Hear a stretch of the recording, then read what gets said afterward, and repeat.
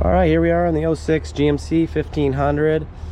Going to do a cold start video, the best we could do for summertime. It hasn't been fired up for a few days. Go ahead and grab a hold of the exhaust manifold. Take off the reservoir tank cap. You can see there's no pressure going on. Temperature gauge will also show that. The key fob works good.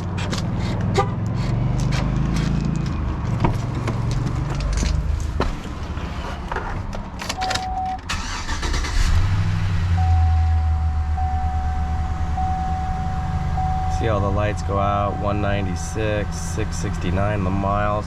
Oil pressure doing good, quarter tank. You can see the temperatures way down.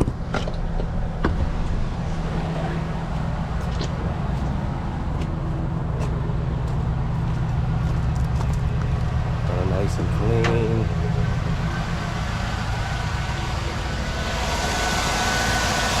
No shaking. No exhaust leak. No alternator noises or belt noises. Alrighty, so I'll let it warm up and take a picture of the oil pressure here in just a little bit for you guys.